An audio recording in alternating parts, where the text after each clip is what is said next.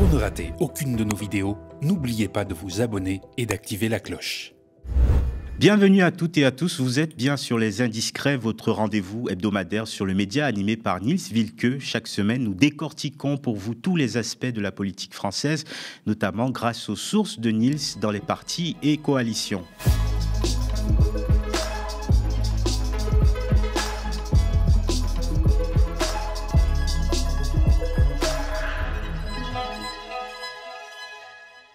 Au sommaire, au secours, les milliardaires veulent s'engager en politique. C'est déjà le cas de Rodolphe Saadé ou encore de Vincent Bolloré, mais aussi, désormais, de Bernard Arnault. Niels va nous expliquer les dessous de ses ambitions politiques. François Bayrou, quel est son secret pour durer? Le Premier ministre s'est livré à une conférence de presse de l'étrange mardi dernier pour annoncer le pire aux Français sur la situation budgétaire. Une initiative qui a fait un gros flop chez les syndicats et les organisations patronales. Mais le chef du gouvernement a d'autres nuages qui s'amoncellent à l'horizon. Niels nous racontera cela. Et enfin, Yaël Braun-Pivet en marche pour 2027 avec le soutien inconditionnel de la presse et des médias. La présidente de l'Assemblée nationale est partout, à la télé, à la radio et dans la presse nationale et régionale officiellement pour vendre son autobiographie, mais aussi pour peaufiner sa candidature à la présidentielle. Niels a enquêté. Salut Niels. Salut Fabrice, salut à toutes et à tous. Alors, le milliardaire Bernard Arnault, d'habitude assez discret, s'aventure de plus en plus sur le terrain politique. On va se retrouver, Niels, avec un Musk à la française. Oui, alors toute proportion gardée, bien sûr, mais il faut bien reconnaître que le patron de LVMH donne de sa personne pour défendre le grand capital et évidemment son business. Nouvel exemple, cette fois lors de l'Assemblée générale du groupe de luxe ce jeudi. Alors c'est la réunion des heureux actionnaires du groupe à Paris, bien sûr au Carrousel du Louvre. Alors le média n'est pas invité parce qu'on n'a pas encore d'action chez LVMH. Mais pour la petite information, c'est très chic. Sachez que nos actionnaires ont été accueillis par des bouteilles de champagne Moët et Chandon. Petit cadeau de bienvenue du grand patron puisque Moët et Chandon est évidemment contrôlé par LVMH. Alors est-ce que c'était pour faire passer la perte de la valeur de l'action LVMH de 40% en un an? Alors il y a encore quelques semaines, Bernard Arnault revenait émerveillé des États-Unis. Il vantait la politique de Donald Trump. Souvenez-vous. Je reviens des USA, comme vous l'avez très gentiment noté, et que j'ai pu voir le vent d'optimisme qui régnait dans ce pays. Et que quand on revient en France, après avoir passé quelques jours aux USA, c'est un peu la douche froide, je dois dire. Et on a l'impression qu'aux USA, on vous accueille à bras ouverts. Voilà, et entre-temps, Trump a créé ce que l'on sait, on en a largement parlé dans les médias, un tsunami économique, avec sa hausse annoncée des droits de douane, qui pénalise évidemment aussi LVMH, comme les autres groupes. Mais Bernard Arnault, ce jeudi, préfère mettre en avant évidemment la rentabilité extraordinaire de son groupe, malgré évidemment les impôts sur les sociétés qui n'arrêtent jamais d'augmenter selon lui, le pauvre. Et puis de toute façon, rien n'est de sa faute, écoutons-le. L'Europe, elle n'est pas dirigée par un pouvoir politique, mais par un pouvoir bureaucratique qui passe son temps à éditer des réglementations qui s'imposent malheureusement à tous les États membres et qui d'ailleurs quelquefois, comme la France, en rajoute au passage pour compliquer encore la réglementation et qui pénalise beaucoup nos secteurs d'activité. Voilà, donc tout est de la faute de l'Europe, c'est pratique, alors que LVMH est en difficulté aux États-Unis, comme l'a annoncé l'agence Reuters cette semaine dans un reportage sur les déboires du groupe pour la fabrication des sacs de la marque Louis Vuitton, qui sont aussi très prisés par les Macron, pas seulement par le grand public, au Texas depuis 2019. Regardez. L'enquête révèle que certains sacs ne sortent pas du tout. En fait, des modèles mal conçus, jugés impropres à la vente, qui sont déchiquetés sur place, transportés en camion pour être incinérés. Incinérer des sacs Vuitton à 1 500 $. Un peu mal. Oui, un petit peu, ouais. Là aussi, l'entreprise reconnaît l'existence d'un problème, cette fois par le biais de son directeur de la fabrication internationale. Il s'appelle Damien Verbridge. Il y a des artisans qu'on embauche, qu'on forme et qui, après plusieurs semaines ou mois, se rendent compte, à la lumière des attentes, du niveau de détail qui est requis, qu'ils préféraient travailler dans d'autres domaines comme la logistique, dit-il. Il assure pourtant que la formation dispensée à Rochambeau est strictement la même que dans tous les autres ateliers du monde. Et oui, et comme quoi il y a des compétences, Niels, qui ne sont pas tout à fait interchangeables. Oui, tout à fait, hein, contrairement à ce que voudraient nous faire croire les grands patrons. Alors, il y a aussi une tentation trumpiste des milliardaires, évidemment, et c'est vrai que nos génies hein, du CAC 40 ne sont pas épargnés. On en avait parlé lors de l'investiture de Trump, hein. Souvenez-vous, Xavier Niel, présent lors de l'événement, ou encore Bernard Arnault, évidemment. Une sorte de grande messe hein, du capital mondial avec les patrons de Meta, Amazon, Apple, etc. Puis, il y en avait d'autres, hein, souviens-toi. Et oui, il y avait aussi l'armateur Rodolphe Saadé. Et oui, notre grand ami propriétaire de BFM, La Provence, etc., notre grand armateur. Ça veut dire aussi que ces grands patrons, comme Bernard Arnault, un peu sont devenus des acteurs globaux, hein. Par exemple, Rodolphe Saadé, qu'on a vu dans une image tout à fait saisissante, hein, debout derrière Donald Trump dans le bureau ovale. C'est une image quand même historique, hein, et on en avait évidemment parlé sur le média à l'époque. Et donc ces milliardaires sont effectivement devenus des acteurs globaux qui s'investissent directement dans la politique. C'est vrai que, par exemple, Bernard Arnault, quand il était revenu des États-Unis après l'investiture, avait notoirement critiqué la politique économique menée par Emmanuel Macron, pourtant très favorable aux entreprises. Et donc, ça avait été évidemment vu comme un signal de défiance à l'égard du président et du gouvernement, mais aussi le symbole que les grands patrons probablement commencent à s'intéresser davantage au pouvoir politique. Et probablement que Bernard Arnault a en tête l'exemple d'Elon Musk, hein. Il se dit que c'est comme ça aujourd'hui que le business doit être conduit et que finalement il faut reprendre la main sur la politique. Alors, est-ce qu'on va avoir un Musk français qui va directement s'immiscer dans les questions d'ordre politique en France? Est-ce que c'est durable? Je ne sais pas, mais il ne faut pas oublier effectivement qu'au premier rang de l'investiture de Trump, il n'y avait pas les politiciens. Il y avait certes Obama, Clinton, etc. Mais c'était pas eux en fait qui étaient mis d'abord en avant. C'était d'abord des milliardaires, hein, Meta, Apple, etc. Et donc c'est extraordinairement symbolique finalement d'une prise de pouvoir qu'on constate déjà quand on est observateur de la vie politique et économique. Et finalement cette prise de pouvoir, elle est déjà factuelle dans le cas de Bernard Arnault. Il est déjà en fait le roi de Paris et le roi en France. Alors j'ai questionné le communicant Philippe Moreau-Chevrolet, qui est un observateur avisé aussi, et qui m'explique ceci. Aujourd'hui, ce ne sont plus les présidents qui construisent des monuments ou des musées, ce sont des milliardaires. C'est ce qu'on appelle à Sciences Po de la communication monumentale. Ça fait partie de la communication politique et là aussi, c'est le symptôme d'une prise de pouvoir. Et d'ailleurs, on rappelle, hein, Bernard Arnault a fait main basse sur Paris avec 170 boutiques, des distributeurs Sephora, Le Bon Marché, La Samaritaine, La Grande Épicerie, mais aussi des médias, Radio Classique, Le Parisien, Les Échos. LVMH, c'est 350 000 mètres carrés dans la capitale, l'équivalent de 70 terrains de foot, comme le rappelait nos confrères de Politis dans une enquête en 2022. Et d'ailleurs, rappelez-vous, hein, les Jeux Olympiques, c'était une publicité globale pour LVMH. Hein. Il y avait Chaumet qui a créé les médailles, Vuitton, évidemment, hein, la marque phare du groupe qui avait conçu les malles pour les médailles, une autre pour accueillir la flamme. Le parcours était passé par les vignobles de LVMH, mais aussi par la fondation Louis Vuitton. C'était Berluti qui habillait les équipes de France pour la cérémonie d'ouverture et la chanteuse Aya Nakamura, absolument superbe, portait une tenue Dior et les VIP avaient bu les cognacs de LVMH. Voilà, on pourrait continuer évidemment à l'infini. Mais pourquoi Arnault, s'il a une relation aussi privilégiée avec Donald Trump, ne lui parle pas directement? Ce pourrait être un poids dans son influence. Mais c'est une bonne question, hein. Mais c'est vrai que pour éviter ces droits de douane exorbitants américains, le patron de LVMH a appelé donc hier, jeudi, l'Union européenne à négocier, je cite, intelligemment lors de l'Assemblée générale devant ses actionnaires, qui sirotaient donc le fameux champagne maison.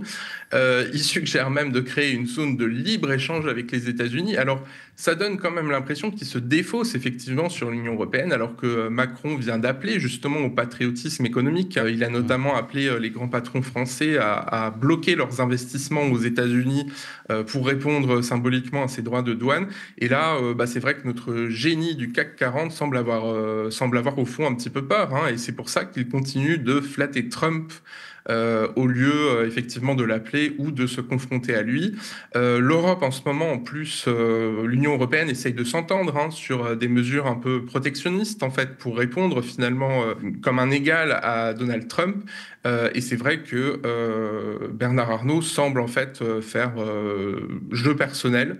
Et ça fait quand même mauvais effet. Et puis, on est loin du patriotisme fiscal dont il se vante à longueur de temps. Alors, passons à François Bayrou, Niels, Premier ministre confronté à une séquence budgétaire assez difficile. On sait qu'il y a un dérapage assez important des finances publiques. Et donc, il a organisé une conférence sur les finances publiques assez particulière, non ? Oui, alors tu le rappelais, on en a parlé cette semaine dans le média. Effectivement, la commission d'enquête, donc la commission des finances, qui est présidée par le député LFI Éric Coquerel, a rendu ses conclusions. Et évidemment, il s'avère que la Macronie a vidé les caisses, voilà, au bout de 8 ans de pouvoir. Donc, l'argent manque. Et donc, François Bayrou prend son rôle de prophète du malheur très au sérieux. Il nous a annoncé du sang, des larmes, les sauterelles, enfin, c'est les 7 plaies d'Égypte, en gros.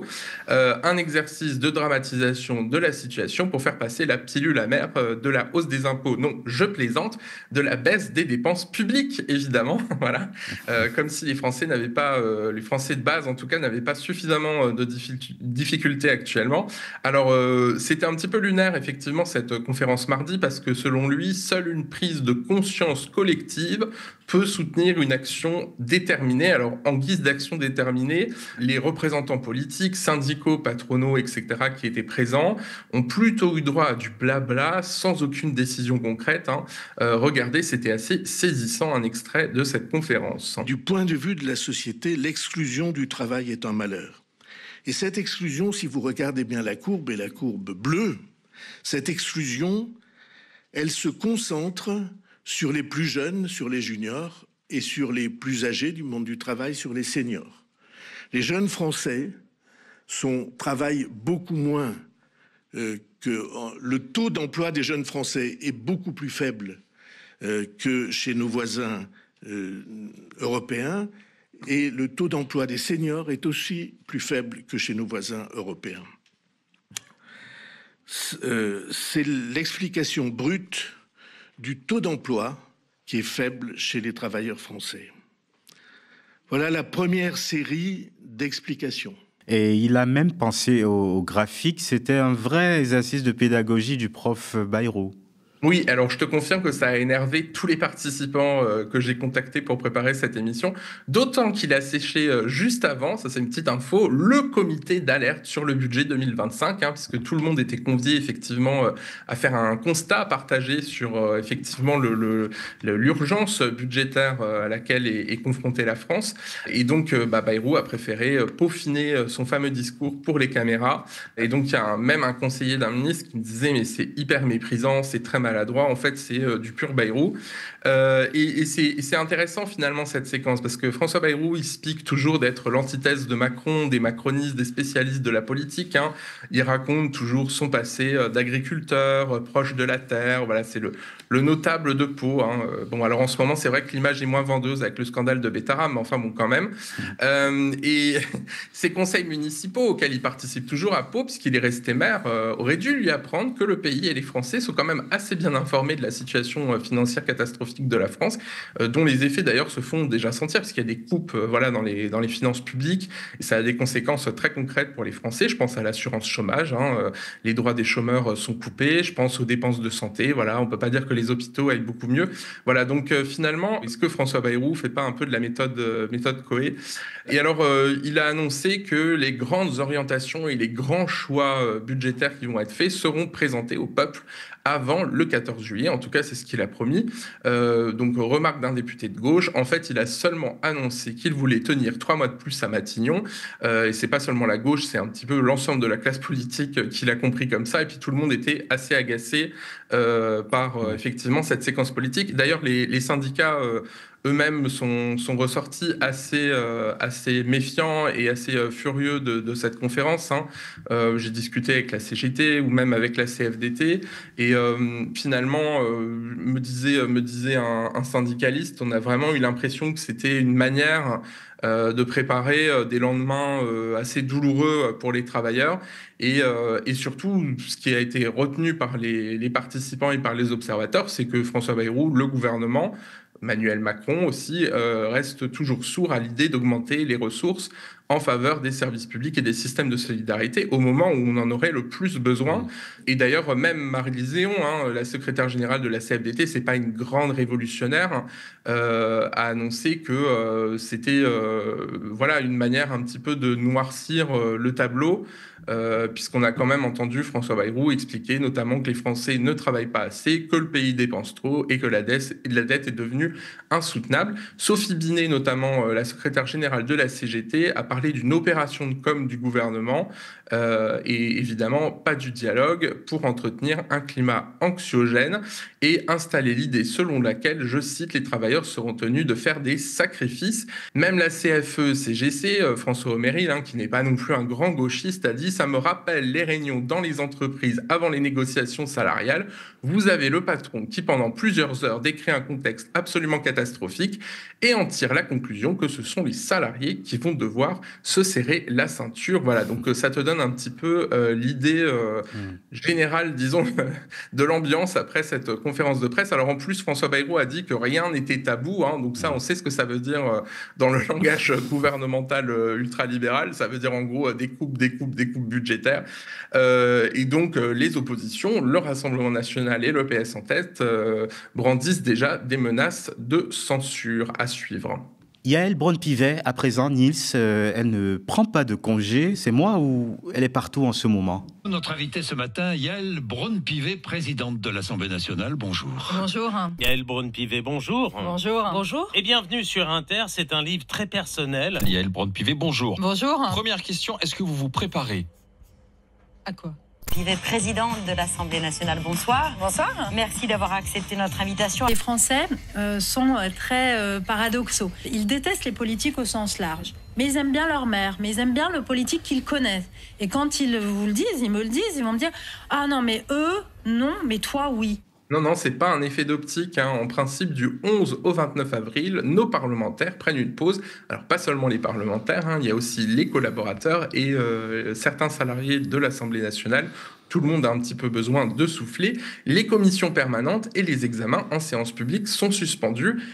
Mais pas effectivement de vacances pour Yaël Braun-Pivet, notre présidente préférée de l'Assemblée nationale, un quatrième personnage de l'État qui fait la tournée des médias. Alors on l'a vu partout, tu l'as rappelé, Libération, Le Figaro, Le Parisien, France Inter, France 5, mais aussi la presse régionale, hein, pas uniquement nationale, Midi Libre, Ouest France ou encore l'Est républicain, il y avait même la presse bretonne, j'en oublie. Elle était le 15 avril en visite à Nancy, ensuite elle était à Rennes, et jeudi matin, on a eu la surprise d'avoir une interview croisée avec Elisabeth Badinter elle-même dans Le Point. Et les deux femmes, alors évidemment, elles ont parlé valeurs républicaines, féminisme, hein, parce que c'est le grand thème d'Elisabeth Badinter, mais elles ont aussi parlé de politique. Et c'est intéressant comme séquence parce que ça montre aussi que la présidente de l'Assemblée a ajouté un patronage prestigieux à son actif, hein, celui des Badinter. Ils sont quand même, bon, quoi qu'on en pense, des figures intellectuelles et politiques de la Ve République pour le grand public. Alors évidemment, cette exposition médiatique, ça fait un petit peu grincer des dents les parlementaires, y compris d'ailleurs chez les macronistes, hein, puisqu'elle profite en fait de cette séquence de calme parlementaire pour faire sa pub. Elle en profite pour vanter son bilan sur les jardins ouverts au public, hein, ou les visites citoyennes, alors que c'est un bordel sans nom dans l'hémicycle et en commission, c'est lunaire, hein, c'est ce que me disait un député macroniste quand j'ai préparé ce sujet. Et c'est vrai en plus que ça passe d'autant plus mal cette tournée de promo que l'Assemblée va enchaîner à partir de fin avril l'examen de textes ultra sensibles comme l'avenir des zones à faible émission. On rappelle, hein, c'est le dispositif qui vise à interdire pour certains types de véhicules l'accès à plusieurs agglomérations, ou encore la loi sur la fin de vie qui est loin de faire l'unanimité, c'est le moins qu'on puisse dire. Donc la reprise quand même s'annonce assez difficile. Alors officiellement, cette omniprésence médiatique, hein, elle se justifie justifie par son autobiographie, sobrement intitulée « À ma place », n'est-ce pas, aux éditions Bûcher-Chastel, qui vient de sortir. Alors, elle bénéficie quand même d'une campagne de communication digne des plus grands. Alors, évidemment, dans la classe politique, il y a quand même un léger soupçon de candidature pour 2027 qui se forme chez les esprits politiques. Et surtout, il y a une forme d'unanimité médiatique qui est quand même assez déconcertante, parce que tous les journaux, en fait, vont dans son sens. Et puis, en sens, Yael Braun-Pivet, par exemple, Libération, qui explique dans son article qui s'est montré assez sensible au faste républicain qu'elle a déployé à l'hôtel de l'AC. Donc, c'est sa résidence prestigieuse où elle reçoit notamment la presse. Alors, le fonctionnaire en livrée blanche est venu servir des boissons aux journalistes. Et donc, le journal évoque une gardienne de l'ouverture aux citoyens de l'Assemblée, ou alors encore ses ancêtres juifs polonais décimés par la Shoah, ce qui est vrai. Mais par contre, le journal ne rappelle pas ses accointances avec le Rassemblement national notamment, puisque c'est quand même la première femme présidente de l'Assemblée, mais c'est aussi celle qui a claqué la bise à Sébastien Chenu et Marine Le Pen. Alors je le révélais déjà en 2022 dans une enquête pour le journal communiste Liberté Hebdo. À l'époque, ça n'avait pas du tout plu à Yael Braun-Pivet, et depuis d'ailleurs, je suis soigneusement boycotté par ses services. Mais effectivement, cet ancien collaborateur que j'ai contacté pour préparer cette émission, lui, se souvient encore du regard des huissiers de l'Assemblée qui était assez médusé finalement par cette démonstration d'affection envers un parti finalement fondé, on le rappelle, par des collaborateurs et des nostalgiques du nazisme.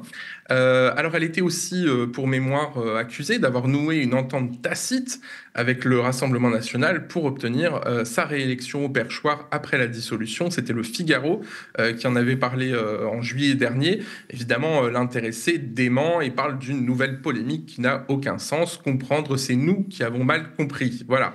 Alors, elle a continué sa tournée des popotes médiatiques avec Paris Match, qui publie en exclusivité les bonnes feuilles de son ouvrage et son combat contre le cancer du sein, auquel elle a été confrontée, c'est vrai, sauf que l'hebdomadaire parle d'un récit poignant, ce qui est probablement vrai, relaye son appel au dépistage pour les autres femmes, et ça c'est très bien au niveau sanitaire et médical, mais en revanche n'offre aucun contrepoint finalement au discours politique de Yael Braun-Pivet. Pareil du côté du Figaro, le journal de la famille Dassault, qui célèbre, je cite, le livre Confession d'une avocate devenue première présidente de l'Assemblée nationale. Le journal loue une maman poule et ne fait aucune critique quand elle va jusqu'à affirmer qu'elle aime le brouhaha continu de la séance, le bruit d'une démocratie qui vit, et même ces moments où une étincelle fait exploser l'hémicycle. Bon, il faut dire aussi que Yael Braun-Pivet n'est pas très réputée pour son goût de la démocratie au sein de l'hémicycle. Oui, je pense que les Français, même les moins intéressés à la politique, ont entendu parler quand même de son goût pour la discipline, puisque c'est quand même la présidente la plus punitive, entre guillemets, de l'histoire de l'Assemblée nationale. Et en plus, cette sévérité, elle est à géométrie variable, puisqu'elle s'adresse d'abord envers la gauche. On en avait largement parlé dans cette émission, mais c'est Mediapart, par exemple, qui avait publié une enquête qui avait montré effectivement que c'était la France insoumise et la gauche en général qui était le plus visée par cette pluie de sanctions affligées par la présidente de l'Assemblée nationale. Alors, j'en parlais avec un député de gauche là cette semaine et il me dit avec elle, c'est bien simple, si vous êtes de gauche et contestataire, vous êtes un paria. Et d'ailleurs, ce député préfère s'exprimer sous le sceau de l'anonymat pour éviter de subir les foudres de l'intéressé. C'est vrai que, alors, Yael Braun-Pivet, en plus, dans ses rapports avec les médias, a tendance à être, un petit peu plus soft avec la France insoumise ces derniers temps, et notamment envers Clémence Guettet, dont elle dit le plus grand bien aux journalistes en off. Et donc, effectivement, ça alimente la suspicion de la France insoumise, qui se demande, en fait, ce qui lui vaut, disons, ce surcroît de bienveillance forcément intéressée de la part de Yael Braun-Pivet. Mais elle se prépare vraiment pour 2027 ? Bah écoute, c'est toute la question parce que quand même, on l'a rappelé, elle a participé vraiment à tous les médias. Elle était même sur France 5 dans l'émission C'est à vous. Elle était sur France Inter dans la matinale. Et surtout, ce qui est intéressant, c'est qu'elle change son discours en fonction de ses interlocuteurs. C'est-à-dire, il y a un point qui a été repéré d'ailleurs par nos confrères de Libération cette semaine, qui est extrêmement, qui est extrêmement révélateur. Tu sais, on en a parlé dans le média. On a même fait une émission spéciale là-dessus. Il y a donc donc eu une manif de collaborateurs la semaine dernière à l'Assemblée, donc avant les vacances parlementaires, contre le site d'extrême droite Frontières. Alors moi, je les appelle pas médias parce que pour moi, c'est pas des journalistes qui ont fait en fait une sorte de fausse enquête en ciblant personnellement ces collaborateurs d'élus de gauche.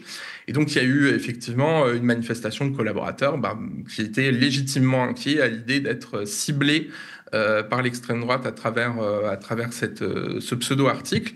Dans un premier temps, Yael Braun-Pivet a sorti un communiqué en semblant défendre ses collaborateurs. Elle expliquait qu'aucune démarche pouvant s'apparenter à une mise en scène ou à des provocations, quelle qu'en soit la nature, ne saurait être tolérée. Elle allait jusqu'à menacer Frontières de lui retirer son accréditation à l'Assemblée nationale. Donc, a priori, les collaborateurs étaient plutôt, je dirais pas satisfaits, mais disons, étaient plutôt rassurés. Alors, changement de ton total, ce lundi, 14 avril, on l'écoute.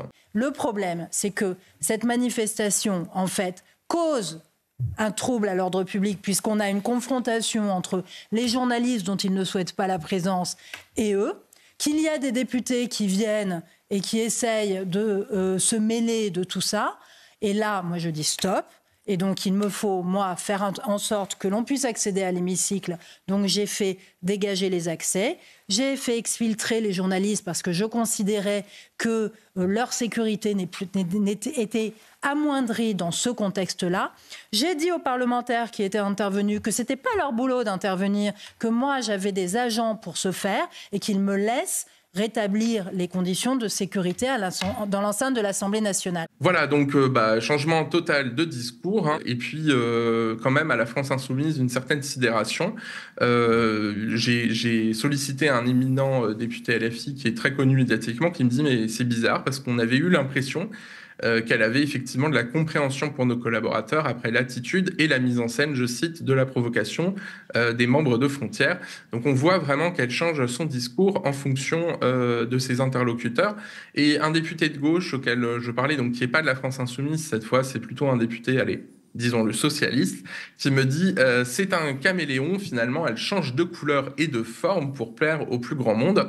Et surtout, elle a un discours qui est extrêmement politique, finalement, parce que certes, elle parle de son cancer du sein, elle parle effectivement de ses ancêtres juifs, elle parle effectivement de choses très intimes et très personnelles, et ça c'est très bien, mais elle parle aussi effectivement de politique, et elle parle notamment d'Emmanuel Macron. Et d'ailleurs, Emmanuel Macron, qu'elle n'épargne pas tout à fait. C'est le moins qu'on puisse dire. Alors, Le Parisien, par exemple, cette semaine, je ne suis pas inféodé, puisque j'ai démontré que j'étais libre dans les décisions que je prenais. On a créé une vraie relation avec le président. Alors ça, c'est ce qu'elle prétend, évidemment. Du côté de l'Élysée, le son de cloche est un petit peu différent, parce qu'en réalité, Emmanuel Macron n'a que du mépris pour Yael Braun-Pivet. Et d'ailleurs, le mépris est réciproque, ils se détestent cordialement. D'abord parce que le président de la République, en bon démocrate, n'a pas supporté qu'elle ose se présenter à la présidence de l'Assemblée nationale, alors que lui avait d'autres candidats en tête, notamment Bruno Lescure, l'ancien ministre de l'Industrie, qui est maintenant redevenu député.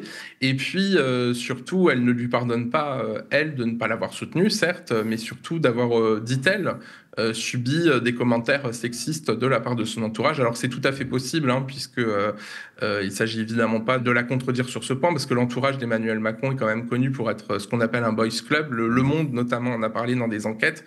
Mais voilà, enfin, elle surjoue un petit peu sa proximité avec le président, alors qu'effectivement, ils peuvent pas se supporter. La preuve avec cette petite phrase lâchée par Yael Braun-Pivet au Point ce jeudi, c'est justement parce que je suis la plus marcheuse des macronistes que je peux me permettre de regretter que nous ayons exercé le pouvoir de manière trop verticale. Vertical, Fabrice, je ne sais pas ce que tu en penses, mais c'est pas très aimable. Donc ça montre effectivement que le pouvoir n'était pas partagé par Emmanuel Macron. Le président n'a pas apprécié cette petite pique, la dernière d'une longue série d'ailleurs dans le cadre de cette tournée médiatique. Et puis surtout, tu me parlais de 2027. Alors elle a été interrogée systématiquement, évidemment, ou presque systématiquement à ce sujet par nos confrères de la presse et des médias. Mais enfin, dans Le Parisien, quand même, on ne peut pas dire qu'elle laisse planer le mystère sur ses ambitions. Elle dit: Tout dépend des opportunités. Après, les opportunités, on se les crée aussi soi-même. On peut dire quand même que effectivement les ambitions ne sont pas cachées. Alors 2027, oui, mais sur quel soutien Yael Braun-Pivet peut véritablement compter pour parvenir à ses ambitions?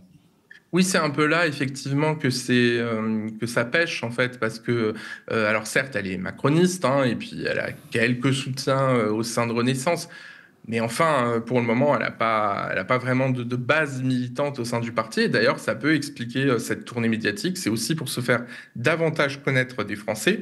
Elle peut quand même compter sur un réseau qui est très important, c'est le lobby pro-israélien à l'Assemblée, et notamment son amitié avec Aurore Berger, hein, notre ministre préférée aux médias.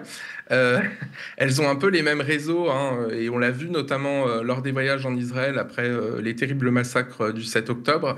Elles sont parties, hein, comme Manuel Valls, comme Annie Genevard, comme Benjamin Haddad, comme Caroline Yadan, des dizaines d'autres députés macronistes ou LR, via d'ailleurs l'association Elnet France, dont on a parlé dans cette émission la semaine dernière. Et d'ailleurs, c'est assez drôle parce que Aurore Berger et Yael Braun-Pivet se rendent hommage respectivement dans leur bouquin. Donc dans son livre « À ma place », Yael Braun-Pivet écrit au sujet de sa collègue « Aurore est une battante, c'est l'une des femmes politiques les plus talentueuses de sa génération. » Bon. Et Aurore Berger décrit ainsi leur relation depuis 2017. « Nous cheminons main dans la main et ceux qui cherchent à créer des rivalités entre nous n'y parviendront pas. » Alors on va quand même archiver ces deux phrases pour 2027. En tout cas, elle a changé aussi son discours, hein, sur Israël. On rappelle évidemment le soutien inconditionnel dont elle a fait bénéficier Israël au nom de l'Assemblée nationale après le 7 octobre, qui était assez mal passé auprès des députés. Elle s'était attirée des critiques, y compris d'ailleurs chez les macronistes. Non pas évidemment qu'il ne fallait pas soutenir Israël après ces terribles massacres du 7 octobre, mais simplement le terme de soutien inconditionnel était quand même assez mal choisi, parce que ça donnait l'impression qu'on donnait un blanc-seing au gouvernement Netanyahou, qui d'ailleurs l'a compris comme tel, hein, vu le résultat tragique qu'on connaît aujourd'hui avec la riposte de Tsahal. Mais elle a quand même changé son fusil d'épaule, puisqu'elle dit désormais, c'est ce qu'elle a déclaré le 10 avril sur France Inter, ce mot de soutien inconditionnel ne reflétait pas ma pensée et il a été compris de telle sorte et ça ne correspondait pas à ce que je voulais dire. C'est ce qu'elle a déclaré effectivement sur France Inter la semaine dernière. Mais enfin, est-ce qu'on peut vraiment lui faire confiance sur ce point, puisque quand les députés insoumis ont fait leur action à l'Assemblée en brandissant des photos d'enfants, et notamment d'enfants décédés à Gaza sous les bombardements israéliens, la seule réaction de Yael Braun-Pivet, on en avait parlé la semaine dernière, c'était de menacer de sanctions les insoumis au prochain bureau de l'Assemblée. Et puis surtout, elle avait levé la séance sans une pensée pour ses enfants. Donc là-dessus, on peut quand même douter de ses intentions. En tout cas, une chose est sûre, Yael Braun-Pivet place ses pions pour 2027. Merci beaucoup Niels pour ces indiscrets, c'est la fin des indiscrets, et merci à vous d'avoir regardé cette émission. Dites-nous ce que vous en avez pensé en commentaire, bien sûr, si vous nous avez regardé sur YouTube ou via l'adresse contact@lemediatv.fr. Si vous nous regardiez à la télévision, partagez cette vidéo, mettez des petits pouces en haut. Regardez-nous sur YouTube, mais aussi sur le canal 165 de la Freebox et sur Molotov. Et si vous le voulez bien, sautez le pas, devenez sociétaire, abonné ou donateur du média en allant sur lemediatv.fr/soutien. Restez connectés aux médias.